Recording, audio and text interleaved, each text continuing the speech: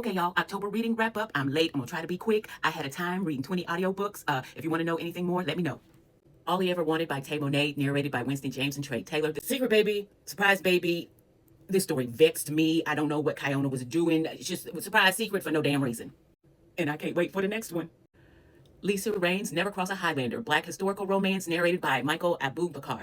Y'all, this was so much fun. Elsa and Callum. Elsa was trying to plan her escape from the king, and Callum came and rescued her before she could get out. Y'all, the action scenes, trying to get to safety, all skin folk and kinfolk. I love that Elsa was more of a help than a hindrance. This was a good time. My first book's by Sean, Unconditional, solely narrated by Jair Bush, Charlie and Damien. This is a summer fling in the past they never got over. Well, he never got over. And he had to convince her that they wasn't finished.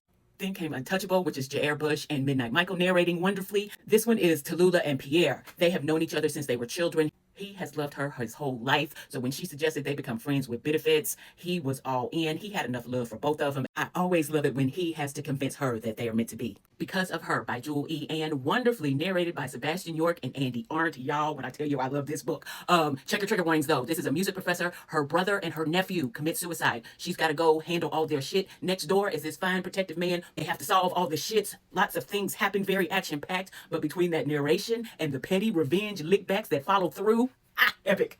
Still in my Trisha Wolfe bag with Ties That Bind.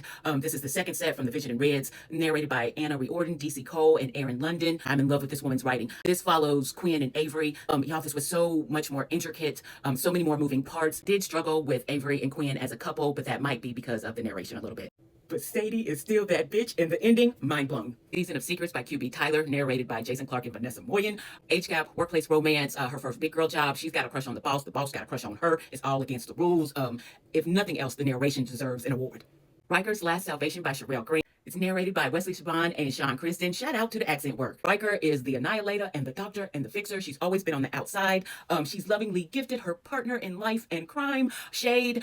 Y'all, the plot was plotting. You know this is book 8. The revelations were being revealed. Creed. Lore by Alicia Brie, narrated by Mari and Dylan Ford. This was such a swoony read, y'all. Nico and Lore. Nico is a professional football player who's getting ready to retire. Lore is an artist. They join this company to get matched up to be married sight unseen. They both were looking for love. They were both ready. They both did what needed to be done. They were open, and the allure of love was indeed beautiful. Storms in Secret by Claire Kingsley, narrated by Samantha Brittmore, Teddy Hamilton, and Desiree Ketchum. This was a small town romantic suspense. She's a hairdresser. He's an electrician, kind of second chance. She's going to pick between him and this rich guy. I struggled a lot. It was a miss for me. 180 by Charity Shane, narrated by Wesley Shaban and Chance Smolder. He has 180 days to get married so he can take over his daddy's company. She has it on her bucket list to crash a wedding for reasons. It was mostly about them, kind of insta-lovey, but a wonderful setup for some good mafia shit. A Very No Strings Halloween by Kaylee Loring and Connor Crace, narrated by Connor and my beloved Mackenzie Cartwright. She inherits a house that ends up being haunted. They have been friends with benefits for years. They figure the stuff out. Super cute. Graves by Caitlin Taylor, narrated by Sean Masters and Heather Firth. Y'all, 2 twins, Zayden and Dominic C. Blake. They take her. They want her. Y'all, this was so crazy. Check all your trigger warnings. This was absolutely outrageous, and I absolutely loved it, and I don't have enough time. Silence by Serena Ackroyd, amazingly narrated by Jason Clark and Celestine Wolfe. Russian Mafia. Dark trigger warnings, y'all. This was so good. Nico and Cassie, she calls it kidnapping. He calls it rescue. He is batshit crazy. He is choosing to be mute. He is sexy. This was action packed. I loved this book. Lotus Effect by Trisha Wolfe, narrated by Victoria Villarreal. Y'all, this is a psychological thriller. Larkin is a true crime writer. She also helps solve other unsolved crimes for kidnapped victims. She herself is a survivor. She hasn't been able to solve her own case though. Rise is a detective on a new serial killer thing going on. When I tell you this was good, baby.